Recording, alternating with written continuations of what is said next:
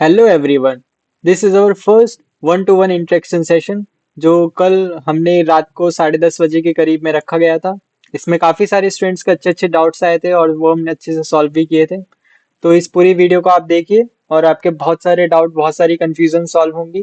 क्या क्या क्वेश्चन के आंसर मैं दे रहा हूँ वो मैंने नीचे येलो कलर की लाइन में आपको लिख भी दिया है ताकि if you want to skip to the next question तो वो भी आप स्किप कर सकें। और इसमें ये भी डिसाइड हुआ कि अब से हम हर एक संडे को रात को 10 साढ़े 10 बजे के करीब जी मीट का फ्री सेशन रखेंगे जिसमें आप मेरे से इंटरेक्ट कर सकते हैं। और इंटरेक्शन करने के लिए आपको कुछ नहीं करना है, यूट्यूब चैनल को सब्सक्राइब कर दीजिए। नीचे डिस्क्रिप्शन में आपके सारे टेलीग्राम हैंडल्स आपको मिल जाएंगे, चैनल का लिंक, ग्रुप का लिंक आपको मिल जाएगा, उसको आप सब्सक्राइब कर लीजिए और वीडियो को एंजॉय करिए। Thank you so much. हाँ जी, तो स्टार्ट करें। हाँ हाँ भैया स्टार्ट करिए। ओके। ओके भाई, तो एक एक करके आप पूछ सकते हैं जो भी आपको पूछना है। सबसे पहले तो स्टार्टिंग करना है कि फर्स्ट अटेम्प्ट पे कि सेकंड अटेम्प्ट पे, सो डेट कि मैं उसी हिसाब से आगे बात कर सकूं। ठीक है, तो चलिए स्टार्ट करिए। वेद प्रकाश वर्मा, आप ही बोलिए। अभी तो मैं थर्ड ईयर में हूँ, मेरा सेकंड अटेम्प्ट है। थर्ड ईयर का अटेम्प्ट दिया था मैंने, 27.39 आया था। ओके। तीन चार सब्जेक्ट्स कंप्लीट हुए थे। हम्म। वही अब फाइनल ईयर का अटेम्प्ट देना है। ओके, तो थर्ड ईयर में किसी कोचिंग से प्रिपरेशन की थी कि सेल्फ स्टडी किया था? मैंने कोचिंग से किया। अगर आपने लास्ट ईयर अपनी प्रिपरेशन अच्छे से की थी, मतलब अच्छे से इन द सेंस कि डेडिकेटेडली की थी, और फिर उसके बाद भी मार्क्स आना या नहीं आना ये डिफाइन नहीं करता कि आपने प्रिपरेशन अच्छे से की कि नहीं की। प्रिपरेशन अच्छे से की ये सिर्फ आप ही को पता चलेगा, बाकी और किसी को पता नहीं चलेगा। तो अगर आपने प्रिपरेशन अच्छे से की थी ना, तो हाईली रिकमेंडेड यही है कि जिन टीचर्स से आपने पिछले साल पढ़ा था उन्हीं टीचर्स से आप इस साल पढ़ें। क्योंकि अगर आप कहीं ठीक। और से पढ़ेंगे तो वो एक तरीके से जीरो से स्टार्टिंग ही होगी।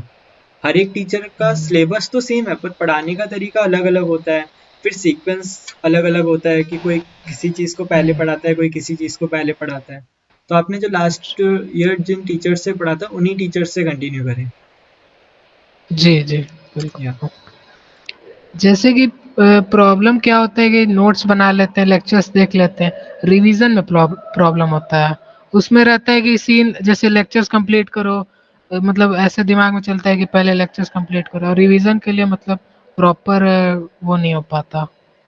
सबसे पहले तो क्लासरूम के अंदर इतना अटेंटिव रहो कि तुम्हें सारी चीजें एकदम अच्छे से क्लिस्टर क्लियर समझ में आए। ठीक है, और उस क्लासरूम के दौरान आपको किसी और टॉपिक के बारे में नहीं सोचना, ना आगे जो पढ़ाया जाएगा उसके बारे में, ना पीछे जो तुमने पढ़ा उसके बारे में।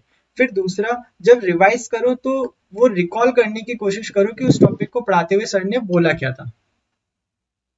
जैसे 3 सब्जेक्ट्स कंप्लीट हो गए हैं, तो जो पहला दूसरा सब्जेक्ट है उसको कैसे रिवाइज, मतलब सीक्वेंस क्या होना चाहिए रिवाइज करने का, क्योंकि फिर प्रॉपर रिवीजन नहीं हो पाता, कुछ टॉपिक्स रह जाते हैं, प्लस मैसअप हो जाता है। हम्म, देखो, रिवीजन रिवीजन ना थोड़ा पैरेलल में करने की कोशिश करो स्टार्टिंग में।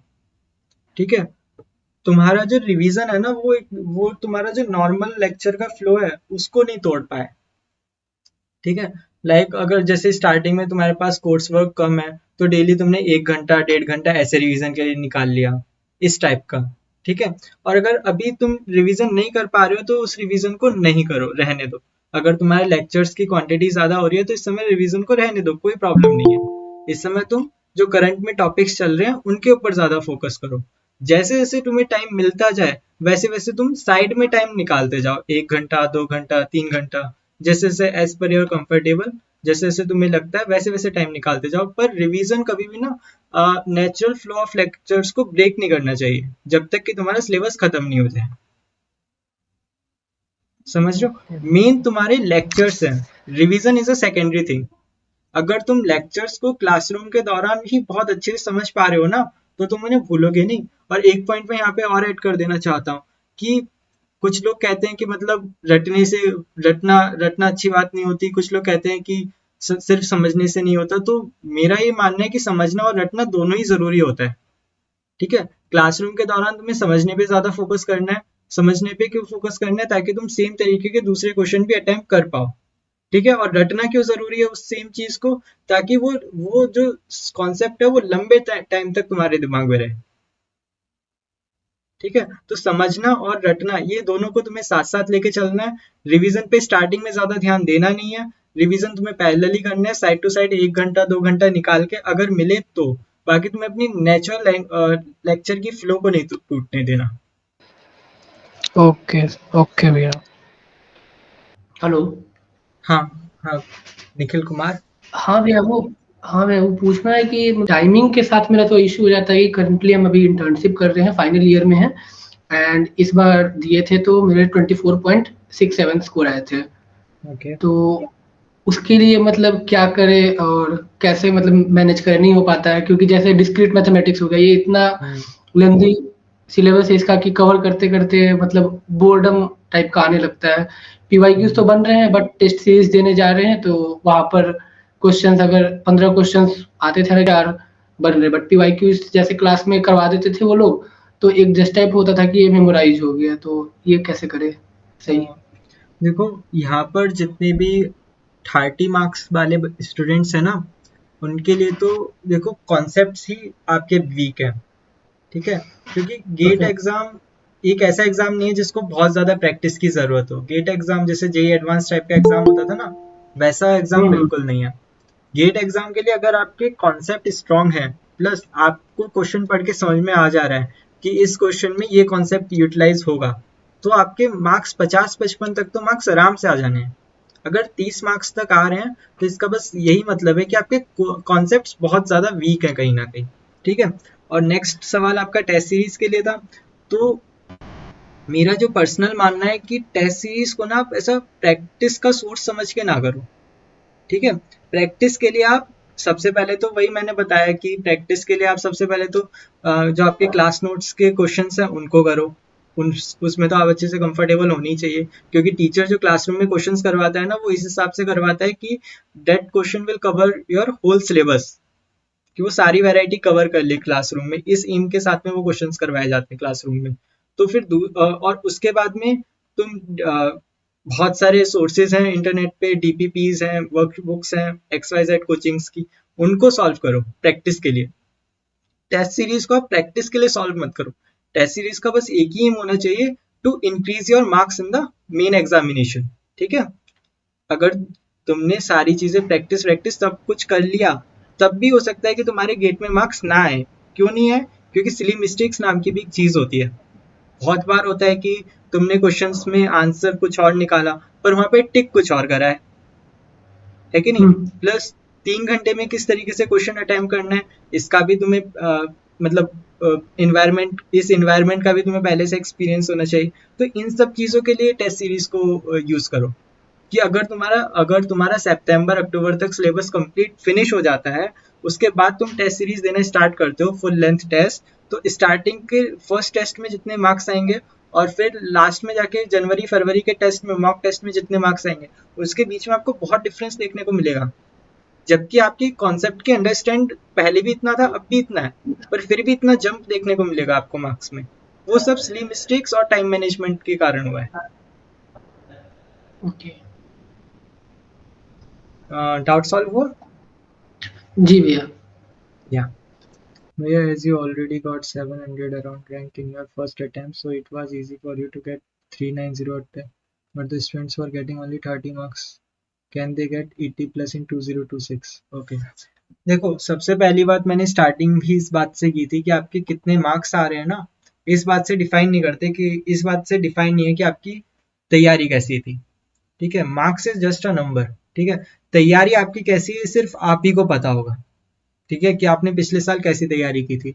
अगर किसी के 30 नंबर तक आ रहे हैं, तो उसको मैं अभी भी यही कहूंगा कि आपकी कॉन्सेप्ट बहुत ज्यादा वीक है। आपको अपने मेन ध्यान में अपने कॉन्सेप्ट्स पे देना है। ठीक है, आपको फुल सिलेबस दोबारा से पढ़ना है, सारे कॉन्सेप्ट्स को अच्छे से करना है, मेमोराइज कर लेना है। समझने के बाद, समझने से पहले मेमोराइज नहीं करना, पहले कॉन्सेप्ट को समझो फिर उसको मेमोराइज कर लो, ताकि एग्जाम में जब आपने समझा हुआ है, तो एग्जाम में आपको क्वेश्चन देख के समझ जाएगा कि यहाँ पे ये कॉन्सेप्ट लगेगा। पर अगर वो कॉन्सेप्ट याद ही नहीं, मेमोराइज नहीं है, तो फिर वहां पे सोचने में टाइम लगेगा ना। तो समझना प्लस मेमोराइजेशन ऑफ कॉन्सेप्ट दोनों साथ में लेके चलना है। ठीक है, तो कॉन्सेप्ट्स को स्ट्रॉन्ग करो। सबसे पहले तो अपने फुल सिलेबस द्वारा से पढ़ो। और रही बात 80+ मार्क्स की, तो देखो मार्क्स का ना भी सोचो मत। अगर तुम मार्क्स का सोच के प्रिपरेशन स्टार्ट करोगे ना तो तुम ठीक से पढ़ नहीं पाओगे। अगर तुम मार्क्स का सोच के पढ़ोगे तो तुम्हारे लिए एक, for example compiler design subject है, तो कंपाइलर डिजाइन की तुम्हारे दिल में जो वैल्यू है ना वो बस 5 से 6 नंबर तक रह जाएगी। समझ रहे हो? अगर तुम मार्क्स का दिमाग में रखकर पढ़ाई स्टार्ट करोगे तो कंपाइलर डिजाइन की वैल्यू तुम्हारे दिल में केवल 5-6 नंबर की रह जाएगी, क्योंकि उससे 5-6 नंबर का ही आता है पेपर में। ठीक है, तो इसने मार्क्स का दिल में लेके मत सोचो, मार्क्स को दिल में लेके मत पढ़ाई शुरू करो। जब पढ़ाई करो ना तो केवल और केवल कॉन्सेप्ट और केवल सब्जेक्ट को एंजॉय करो। ठीक है, फिर किसी एक कोचिंग को पकड़ो जिस पे भी तुम्हारा दिल आए, जिस पे भी तुम्हारा मन करे, और उसको एंड टू एंड कंप्लीट करो। बीच में कहीं और मत जाना। बाकी देखो, मेरे जो यूट्यूब पे लेक्चर्स जा रहे हैं वो सफिशिएंट है, मोर देन सफिशिएंट है। अगर कंपाइलर डिजाइन के लेक्चर आपने देखे होंगे मेरे यूट्यूब पे तो वो सफिशिएंट है। बट भाई मैं टीचर थोड़ी ना हूँ यार, तुम तो एक स्टूडेंट ही ना। I am here to support you. मैं आपको पूरा सपोर्ट करूंगा शुरू से एंड तक, बट एक कोचिंग के इक्विवेलेंट में बिल्कुल नहीं हूँ। ठीक है, तो मैं यही सजेस्ट करूंगा किसी कोचिंग को अगर आप पकड़ो तो शुरू से लेके एंड तक उसको फॉलो करो। ठीक है, फिर सेकंड थिंग अगर मैं बताऊं तो गेट में 50-55 नंबर तक लाना बहुत आसान होता है। ठीक है, गेट में 50-55 मार्क्स के केवल और केवल फॉर्मूला बेस्ड क्वेश्चंस पूछे जाते हैं। ठीक है, फिर जब तुम प्रैक्टिस की तरफ जाओगे तब तुम 50-55 जो नंबर तुमने इकट्ठे कर लिए उसको तुम प्रैक्टिस से 50-55 से 60 नंबर, 70 नंबर, 80 नंबर तक आराम से ले जा सकते हो, 90 तक भी ले जा सकते हो यार। ठीक है, बहुत सारे ऐसे स्टूडेंट होते हैं जिनका फर्स्ट अटेम्प्ट में क्लियर भी नहीं होता, कट ऑफ भी पार नहीं होता, सेकंड नंबर पे, सेकंड अटेम्प्ट में वो 80 नंबर ले आते हैं। लेकिन इस ईयर तो कितनी सारी न्यूज आई कि एक नॉन सीएस के स्टूडेंट, नॉन टेक बैकग्राउंड के स्टूडेंट ने 100-150 रैंक ले आया। कितनी सारे आप लोगों ने इंटरव्यूज देखे होंगे। तो नथिंग इज इम्पॉसिबल। बस फोकस अपना कॉन्सेप्ट्स पे रखो, सिलेबस कंप्लीशन पे रखो अच्छे से। And one more thing is how to make short notes while revising subject. ठीक है, शॉर्ट नोट अपने हिसाब से बनाओ, तुम्हें किसी और के हिसाब से शॉर्ट नोट्स नहीं बनाने। दूसरी चीज, शॉर्ट नोट बनाए कब? जब तुम रिवाइज कर रहे हो ना, सब्जेक्ट को रिवाइज कर रहे हो। देखो पहली बार तुमने सब्जेक्ट को अच्छे से पढ़ लिया क्लास में सर के साथ में, तो तुम्हें सारे कॉन्सेप्ट अच्छे से समझ में आ गए होंगे। फिर जब उस सब्जेक्ट को तुम रिवाइज करने बैठोगे तो तुम रिवीजन के दौरान तुम्हें कुछ कुछ लाइंस लगेंगी, जैसे कैंडिडेट की में लग गया कि कैंडिडेट की निकालने का फॉर्मूला क्या होता है, या फिर तुम्हें एक पैटर्न का क्वेश्चन दिखाई दिया जो पैटर्न तुम्हें आसानी से याद नहीं रहेगा। ठीक है, तो तुमने उस पैटर्न के क्वेश्चन को भी सॉल्व कर लिया, शॉर्ट नोट में क्वेश्चन सॉल्व कर लिया। ठीक है, शॉर्ट नोट तुम्हारी खुद के हिसाब की होनी चाहिए। प्लस हाँ, ठीक है, शॉर्ट नोट तुम्हारे खुद के हिसाब की होनी चाहिए। प्लस शॉर्ट नोट में अपने सारे के सारे पॉइंट्स कवर कर लो जो भी तुम्हें इंपॉर्टेंट लगते हो। ठीक है, लोग कहते हैं शॉर्ट नोट बस 2-3 पेपर के होने चाहिए, तुम्हारे अगर 6-7 पेपर के बन रहे हैं ना तो बना दो। कम से कम तुम उसको एक बार कॉपी पे लिखोगे तो तुम्हें वो याद तो हो जाएंगी चीजें। ठीक है, बहुत कम चांस है कि तुम शॉर्ट नोट को बाद में रिवीजन के लिए इस्तेमाल करोगे। मैं जब शॉर्ट नोट बनाता था ना तो मैंने बस उसको फाइनल एग्जाम से पहले ही पढ़ा था, गेट के एग्जाम के पहले ही पढ़ा था शॉर्ट नोट को। उसके पहले कभी पूरा मौका ही नहीं मिला कभी शॉर्ट नोट्स को पढ़ने का। तो शॉर्ट नोट्स तुम्हारे खुद के सेटिस्फेक्शन के लिए होने चाहिए। हाँ, शॉर्ट नोट का फायदा क्या होता है? शॉर्ट नोट का फायदा ये होता है कि शॉर्ट नोट बनाने के बाद ना दिमाग में मैपिंग टाइप की बन जाती है। ठीक है, जैसे तुमने सीओए का पढ़ा तो सीओए का इतना मोटा नोटबुक होगा, इतना मोटा नोटबुक बन जाएगा सीओए का नोट्स बनाते बनाते। पर जब तुम उसके फिर तुम उसका जब अब उस नोटबुक को पढ़ते पढ़ते तुम बीच में आ जाओगे ना तो तुम्हें ध्यान नहीं रहेगा कि तुमने स्टार्टिंग के पेजेस में क्या क्या पढ़ा था, सीक्वेंस क्या था पढ़ाई का जो तुमने स्टार्टिंग से पढ़ते आ रहे हो। तो शॉर्ट नोट्स का फायदा ये है कि तुम्हारे माइंड में मैपिंग बन जाएगी, इंडेक्सिंग बन जाएगी कि पहले ये था, फिर ये था, फिर ये था, फिर ये था, फिर ये था। ठीक है, तो तुम्हारी सारी चीजें ना तुम्हें ऐसा लगेगा जैसे फिंगर टिप्स पर है। शॉर्ट नोट्स का बस इतना सा फायदा है, बाकी और कुछ नहीं है। हेलो। या एक क्वेश्चन था कि जैसे लॉन्ग नोट्स तो हम बनाते हैं, लेक्चर देख लिया, जो सर ने वो पीपीटी में लिखा वो लिख लिया और उनकी बातों को नोट कर लिया। शॉर्ट नोट्स में क्या ऐड कर सकते हैं हम, जैसे लॉन्ग नोट्स के अलावा? भाई शॉर्ट नोट्स में मैंने वही कहा कि शॉर्ट नोट्स में जो भी तुम्हें लगता है कि ये चीज मेरे लिए जरूरी है वो सारी ऐड कर दो। जैसे फॉर एग्जांपल तुम्हें कोई ऐसा पैटर्न का क्वेश्चंस दिखाई दिया जो तुम्हें लगता है कि यार ये मैं भूल जाऊंगा, उसको लिख लो शॉर्ट नोट में। ठीक है, फिर उसके बाद में तुम्हें फॉर्मूलाज दिखाई दे कि ये फॉर्मूलाज ये फॉर्मूलाज है इस टॉपिक, वो लिख लिए। ठीक है, फिर तुम्हें दिखाई दिया कि एक टॉपिक है, इस टॉपिक में ये तो कहानी है, कहानी की तो कोई जरूरत नहीं, कहानी तो मेरे दिमाग में है, पर ये जो 2-3 लाइन है ना, ये 2-3 लाइनें में ये पूरा कॉन्सेप्ट आ गया, ये 2-3 लाइन लिख ली। ठीक है, ऐसे ऐसे करके ना तुम्हें अपना पूरा सब्जेक्ट समराइज कर देना है 8-9 पेपर्स में। अब तुम्हें इससे क्या है कि तुम्हारे वो 8-9 पेपर की ना इंडेक्सिंग बन गई तुम्हारे माइंड में, तो तुम्हें सारी चीजें पता है कि इस सब्जेक्ट में पहले ये था, फिर ये था, फिर ये था, फिर ये था। अब अगर तुम्हें इस सब्जेक्ट से क्वेश्चन पूछा जाएगा ना, तो तुम्हारे माइंड में इंडेक्सिंग है, तो तुम आराम से ना क्लासीफाई कर पाओगे कि ये क्वेश्चन किस कॉन्सेप्ट का है। समझ रहे हो? ओके ओके भैया। लाइक ओके समरी लिख सकते हैं हम खुद के लिए। हाँ, खुद के लिए समरी, वेरी गुड, यही पॉइंट, खुद के लिए समरी लिख सकते हो। बस ऐसी लाइनें लिखो जिसे पढ़ के तुम्हें पूरी कहानी याद आ जाए, बस। ये क्वेश्चन है कि मैं क्वेश्चन आसान, मतलब आसान आसान से क्वेश्चन सॉल्व हो जाते हैं, पर टिपिकल क्वेश्चन देख के समझ में नहीं आता कि अप्रोच कैसे करूं। फिर सॉल्यूशन देखते हैं तो फिर समझ में आ जाता है, तो फिर लगता है कि तो कितना आसान था, तो इससे कैसे बचें। देखो भाई, जो अपना जब तुम किसी सबसे पहले इसमें जो तुम क्वेश्चन सॉल्व कर रहे हो ना, स्टार्टिंग में ना क्वेश्चंस को खुद से सॉल्व करने के पीछे मत जाओ। स्टार्टिंग में क्वेश्चंस ना टीचर के साथ में सॉल्व करो। टीचर के साथ में कब सॉल्व करो? जब टीचर क्लासरूम में सॉल्व करवाता है। और फिर ना वहां पे इस बात पे फोकस करो कि टीचर इस क्वेश्चन को सॉल्व करते हुए सोच क्या रहा था, टीचर की थिंकिंग क्या थी इस क्वेश्चन को सॉल्व करने के पहले। ठीक है, फिर जो टीचर का एटीट्यूड था ना, जो टीचर की थिंकिंग थी, उसको कॉपी करने की कोशिश करो कि टीचर ने इस क्वेश्चन को कैसे अप्रोच किया, वो अप्रोच को कॉपी करो। ठीक है, इसीलिए कहते हैं ना कि मतलब क्वेश्चन सॉल्व करना काफी नहीं होता, क्वेश्चन सॉल्व करने के बाद में भी टीचर के सॉल्यूशंस देखने चाहिए कि टीचर ने कैसे सॉल्व किया। तो टीचर का जो अप्रोच था ना, उसको कॉपी करने की कोशिश करो। फिर धीरे धीरे जब तुम क्वेश्चंस को करते जाओ, क्वेश्चंस करने का केवल ये एम नहीं होगा कि तुमने आंसर्स निकाला, क्वेश्चन करने का एम होगा कि तुमने उसको अप्रोच सही ढंग से किया। ठीक है, फिर ऐसे करते करते ना धीरे धीरे तुम्हारा अप्रोच बनता चला जाएगा। फिर तुम्हारे सामने अगर कोई मुश्किल क्वेश्चन भी आएगा ना, और तुम्हारे दिमाग में कॉन्सेप्ट पता रहेगा कि ये क्वेश्चन इस कॉन्सेप्ट का है, फिर तो भी तुम ठीक से, मतलब जो प्रॉपर मेन अप्रोच होगा ना, उसको लगाने की कोशिश करोगे, और जब तुम्हारा अप्रोच सही होगा तो तुम्हारा आंसर भी पक्का निकलेगा। समझ रहे हो? How to finish the syllabus by September with revision? Do you have any opinion regarding the fear mongering? What is going on while coaching? That is, students are increasing. हाँ, स्टूडेंट आर इंक्रीजिंग। ये बात तो मैं बिल्कुल clear cut बता देता हूँ, मैं कोई यहाँ पे बटरिंग वगैरह नहीं करूंगा। बिल्कुल क्लियर कट बोल रहा हूँ कि इस साल का तुमने हाल देखा होगा, 1,70,000 बच्चों ने पेपर दिया, जो पिछले साल से लगभग 45 से 50,000 ज्यादा थे। ठीक है, एंड मैं फैक्ट बता रहा हूँ कि अगले साल इससे भी ज्यादा स्टूडेंट होंगे। बिल्कुल आप लिख के ले लो। ठीक है, तो अपनी तैयारी ना उसी लेवल की रखना।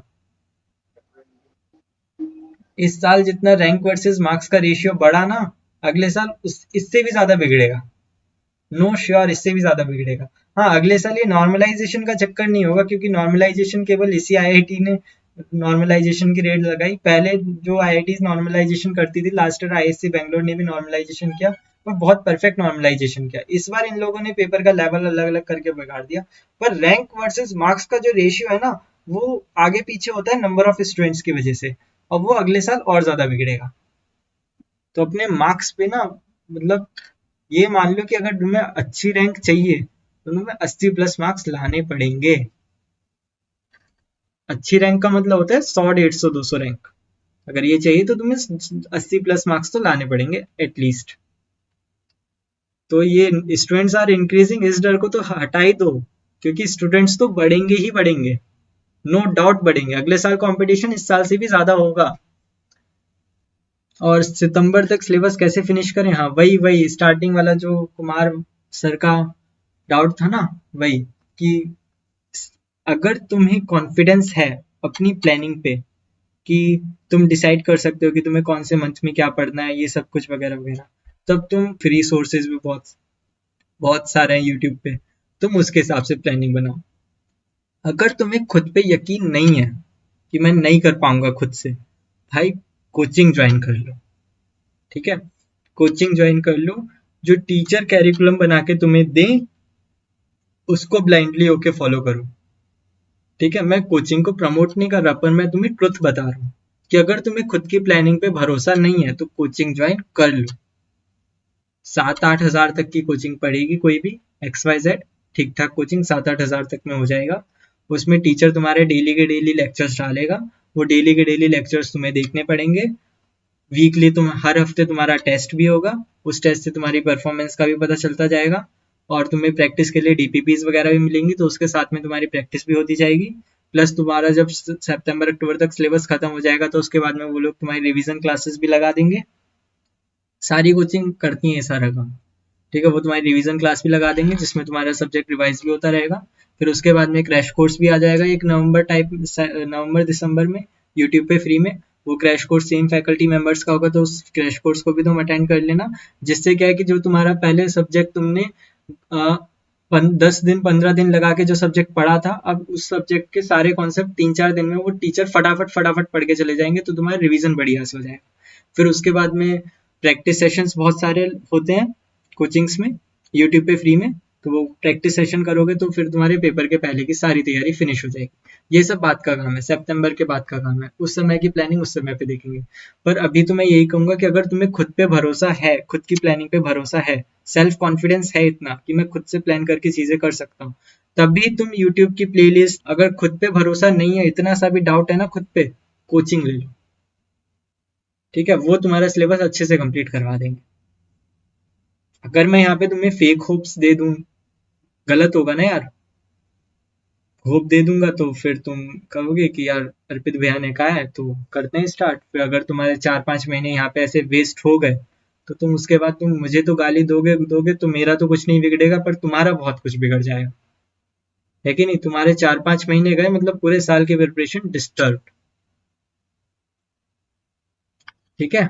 Only coaching video lectures are enough नहीं, हाँ मतलब ये टेक्स्ट बुक की तरफ जाने की कोई ज़रूरत नहीं है, ठीक है।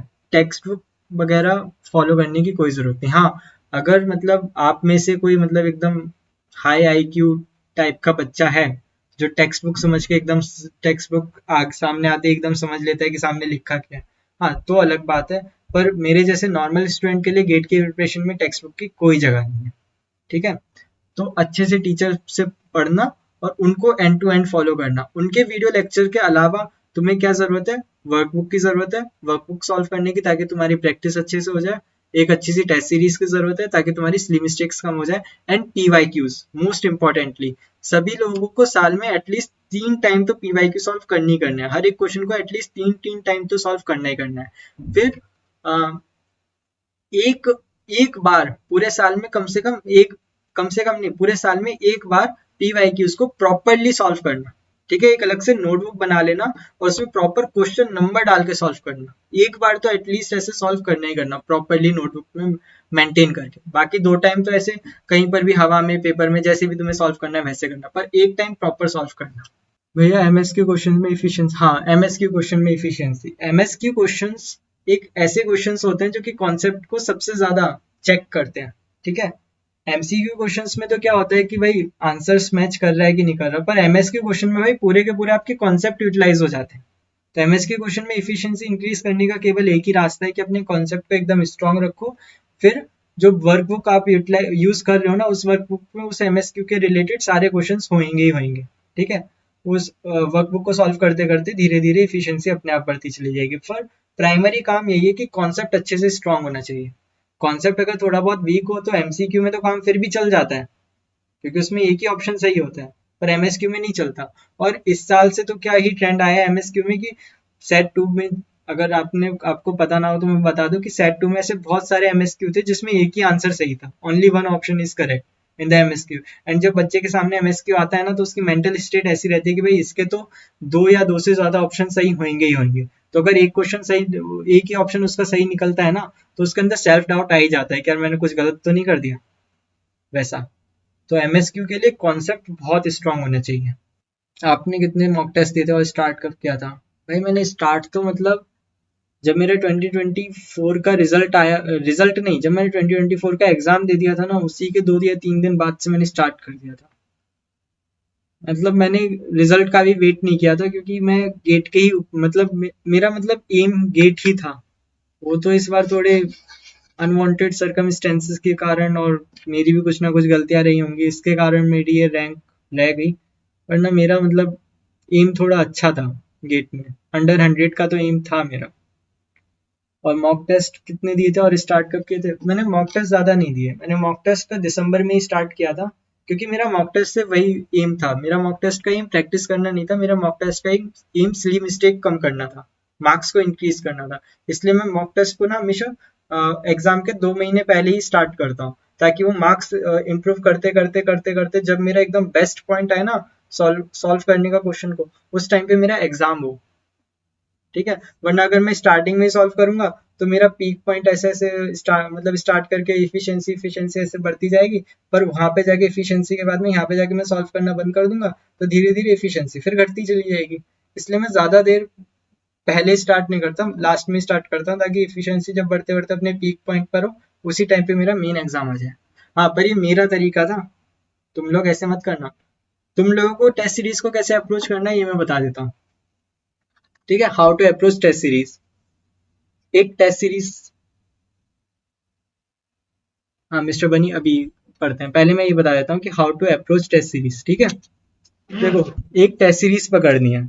टेस्ट सीरीज में आपके कुछ तरीके के कुछ क्लासिफिकेशंस होती है टेस्ट की, जिसमें सबसे पहले होता है टॉपिक वाइज टेस्ट। ठीक है, टॉपिक वाइज टेस्ट क्या होते हैं?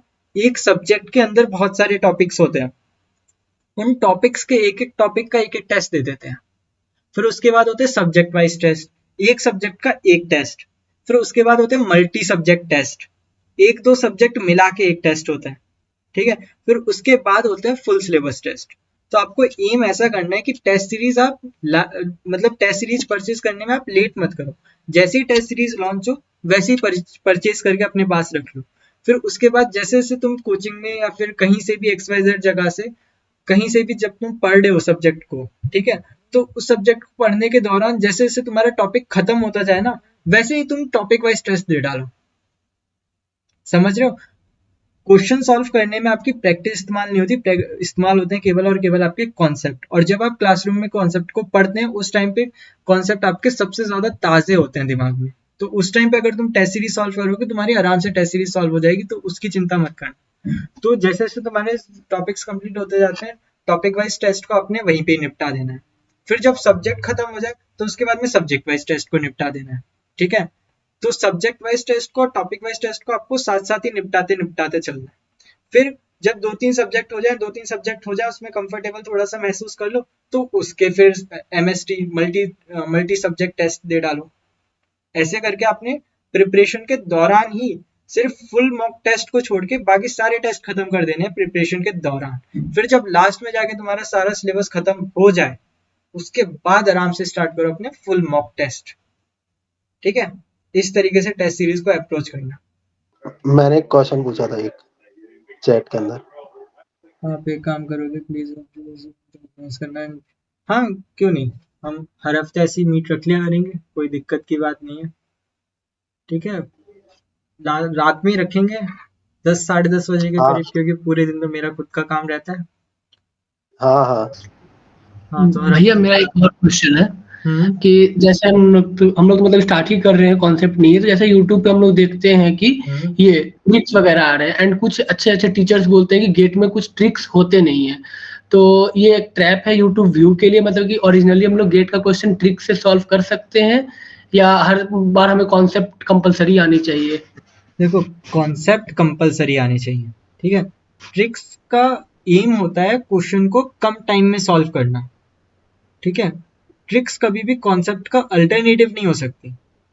ठीक है, गेट में ऐसा सीधा सा क्वेश्चन तो बहुत कम पूछे जाते हैं कि आपको ट्रिक हाँ लगा दी आंसर आ गया।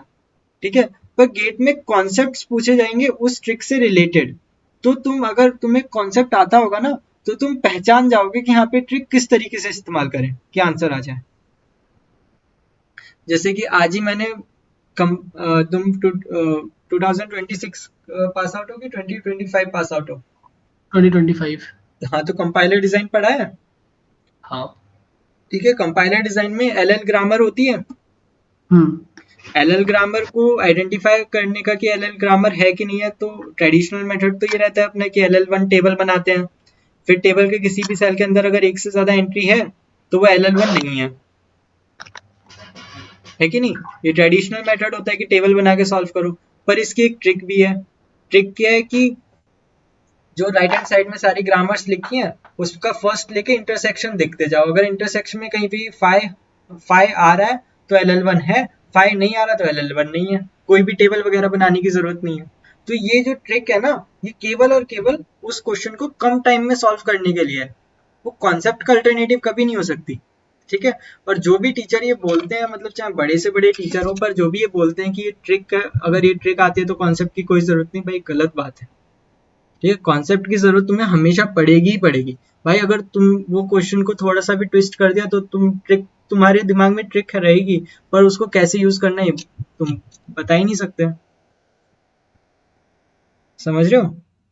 तो कॉन्सेप्ट, हाँ, ट्रिक को तुम बाद में सीखो। कॉन्सेप्ट सीख लिए, सिलेबस कंप्लीट कर लिया, उसके बाद सीखो।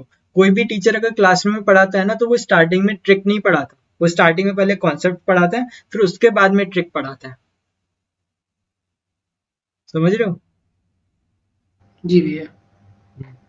और मैंने जो यूट्यूब पे लेक्चर्स वगैरह डाले हैं, कोई है यहाँ पे जिसने लेक्चर देखा हो?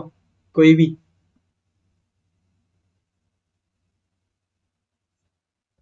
यस, वेद प्रकाश वर्मा, हाँ आपने तो देखा है। ठीक है। तो लेक्चर्स जो मैंने डाले हैं, वेद प्रकाश वर्मा ने यहाँ पे लेक्चर्स देखे हैं, तो ये बता सकते हैं कि लेक्चर्स में मैंने सारी ट्रिक्स वगैरह, सारी टिप्स वगैरह, जितनी भी दुनिया में पॉसिबल ट्रिक्स टिप्स हैं उस कॉन्सेप्ट के रिलेटेड, वो सारी मैं साथ साथ पढ़ाते हुए चल रहा हूँ। पर ऐसे नहीं पढ़ा रहा है कि सिर्फ ट्रिक्स टिप्स पढ़ा के आगे बढ़ रहा हूँ। पहले पूरा कॉन्सेप्ट पढ़ा रहा हूँ, फिर उसके बाद में टिप्स और ट्रिक्स पढ़ा रहा हूँ। और मेरे हर एक लेक्चर में अगर आधा घंटा मैंने कॉन्सेप्ट पढ़ाया है, तो आधा घंटा पौन घंटा उस कॉन्सेप्ट के क्वेश्चन सॉल्व करने में गए। एक एक कॉन्सेप्ट के मैंने कुछ भी नहीं तो 25 30 35 क्वेश्चन सॉल्व करवाए हैं क्लासरूम में, उन लेक्चर्स में। ठीक है। इन इतने क्वेश्चंस के बाद में मुझे नहीं लगता कि कहीं और से किसी क्लासरूम के प्रैक्टिस की जरूरत है। इसके बाद में जरूरत किसकी है? केवल और केवल वर्कबुक की, और फाइनल में टेस्ट सीरीज की और PYQs की, बस। लेक्चर्स तो कंप्लीट है आपके भैया, प्री रिक्विजिट भी उसमें सारे कवर्स हैं, बाकी सब टॉपिक्स वगैरह प्रैक्टिस वगैरह सब है। वही बस DPPs वगैरह की नीड है और मोर प्रैक्टिस के लिए सब, बाकी कॉन्सेप्ट है।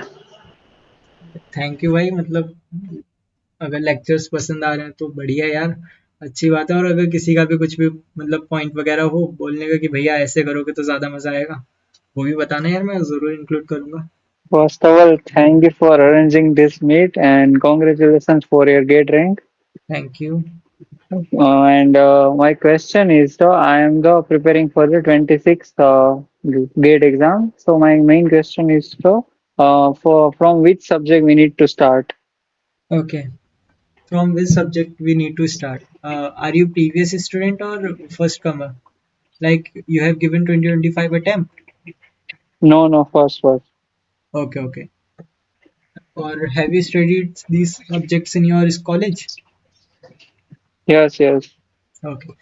तो हर एक सब्जेक्ट के ना कुछ कुछ प्री रिक्विजिट होते हैं। ठीक है। लाइक डेटा स्ट्रक्चर का प्री रिक्विजिट क्या है? सी प्रोग्रामिंग, वैसा। ऑपरेटिंग सिस्टम का प्री रिक्विजिट क्या है? COA। ठीक है। ऑपरेटिंग सिस्टम से पहले COA पढ़ना जरूरी होता है। क्यों? क्योंकि ऑपरेटिंग सिस्टम के अंदर हम CPU को पढ़ते हैं ना, तो अगर हमने COA पढ़ रखा है तो सारे इंस्ट्रक्शंस हमें वहीं पे समझ में आने लगेंगे, तो ऑपरेटिंग सिस्टम पढ़ना आसान हो जाएगा।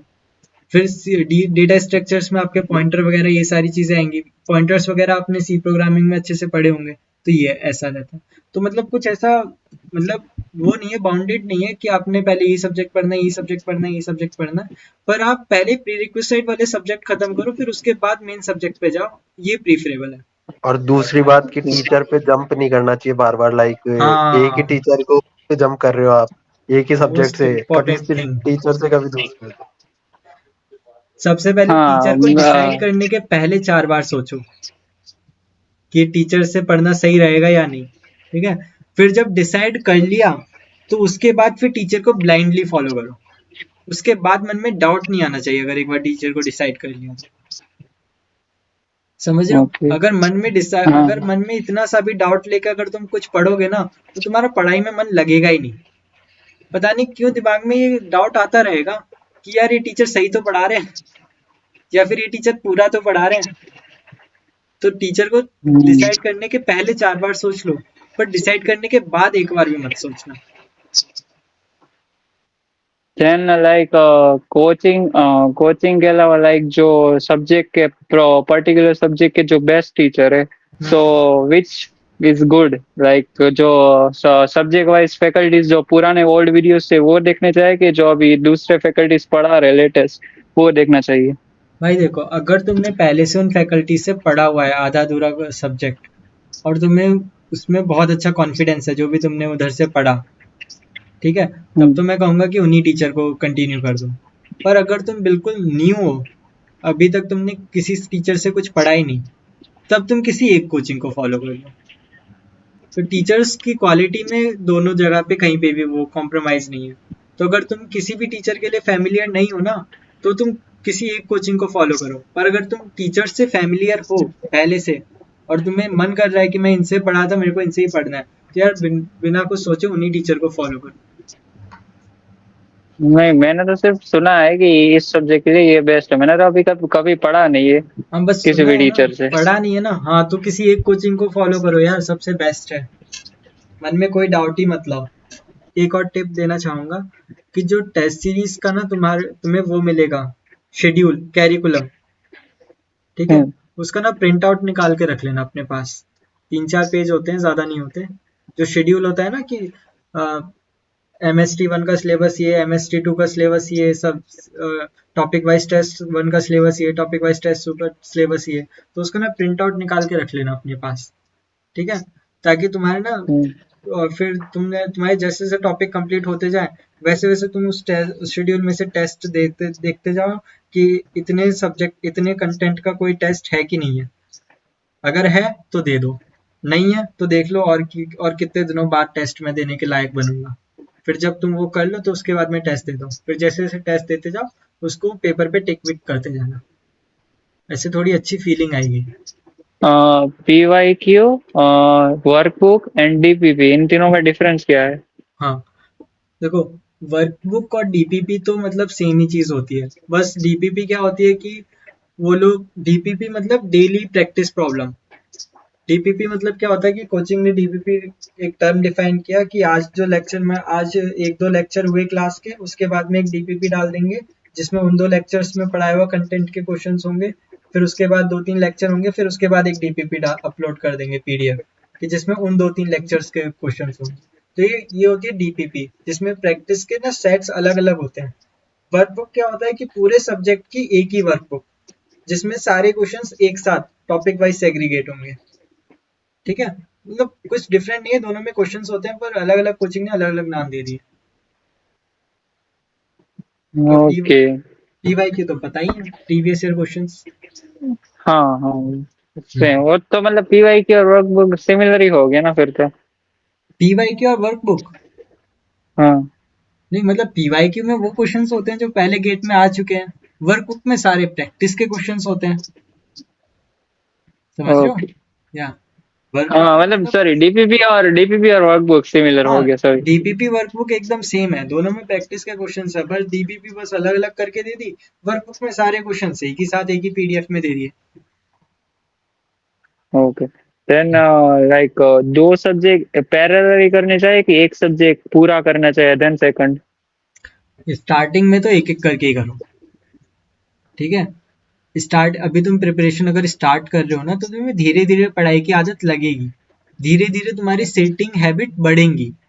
अभी तुम्हें 2 घंटे 3 घंटे के लेक्चर्स देखना मुश्किल पड़ेंगे, धीरे धीरे तुम्हारे 5-5 घंटे 6-6 घंटे की हैबिट बढ़ेगी। तो स्टार्टिंग में तो एक ही सब्जेक्ट को एक बार में करो, स्टार्टिंग में ज्यादा के पीछे मत जाओ, फिर धीरे धीरे करके इंक्रीज करते रहना। सबसे लेंदी सब्जेक्ट कौन सा है इसमें? CO है, CN? हाँ, सीओए को लोग बहुत लेंदी समझते हैं और लेंदी समझते नहीं है, लेंदी हैवी सीओए काफी, बहुत थ्योरी है सीओए में, बहुत स्टोरीज है। पर हाँ, अगर मैं सीओए की प्लेलिस्ट लेके आया यूट्यूब पे तो सीओए मतलब तुम लोगों को बहुत अच्छे से समझ में आ जाएगा। लाइक जैसे अभी कंपाइलर डिजाइन की मैं अभी प्लेलिस्ट करवा रहा हूँ यूट्यूब पे, तो कंपाइलर डिजाइन मतलब एक ऐसा सब्जेक्ट है जिसको काफी बच्चे छोड़ के चले जाते हैं जस्ट बिकॉज कि उनको टीओसी पसंद नहीं है। टीओसी को बच्चे कॉम्प्लेक्स समझते हैं कि उसमें इतने सारे कॉन्सेप्ट मशीन्स बनानी रहती हैं, तो टीओसी उनको नहीं आती अच्छे से, तो वो कंपाइलर डिजाइन छोड़ के चले जाते हैं, क्योंकि टीओसी कंपाइलर के लिए प्री रिक्वेस्ट टीओसी है। पर मेरी जो सीरीज है उसको वो लोग भी देख पा रहे हैं जिनको टीओसी बिल्कुल नहीं आता, जिन्होंने अब तक टीओसी पढ़ा भी नहीं, क्योंकि मैंने वहाँ पे टीओसी का जो जो चीजें जरूरत में हैं वो चीजें मैं साथ साथ पढ़ाता ही जा रहा हूँ, और अच्छी सी आसान सी लैंग्वेज में पढ़ाता जा रहा हूँ। तो अगर मैं सीओए की प्लेलिस्ट लेके आया यूट्यूब पे, क्योंकि सीओए की प्लेलिस्ट लाने के लिए ना भाई बहुत हिम्मत चाहिए मेरे को। क्यों हिम्मत चाहिए? क्योंकि सीओए बहुत बड़ा सब्जेक्ट है, ठीक है। और तुम अगर मेरे कंपाइलर के लेक्चर देखोगे तो मैं ऐसे नहीं पढ़ाता, मैं अपने खुद के नोट्स से पढ़ाता हूँ हर एक वीडियो में, ताकि कोई भी चीज मिस ना हो जाए। फिर मैं हर एक टॉपिक के एटलीस्ट 20-25 क्वेश्चंस करवा के फिर नेक्स्ट टॉपिक पे बढ़ता हूँ, ताकि प्रैक्टिस भी साथ में होती रहे। तो सीओए का अगर मैं लेके आया तो सीओए का 15 से 20 दिन का कमिटमेंट मेरा रहेगा ही रहेगा, इसलिए सीओए लाने के लिए मेरे को बहुत हिम्मत चाहिए। पर अगर मैं लेके आया तो हाँ, इसके बाद मैं इतना प्रॉमिस कर सकता हूँ कि सीओए में किसी को भी प्रॉब्लम कभी नहीं होगी। सीओए में आप मैक्सिमम मार्क्स लेके आओगे अगर मैं यूट्यूब पे लेके आया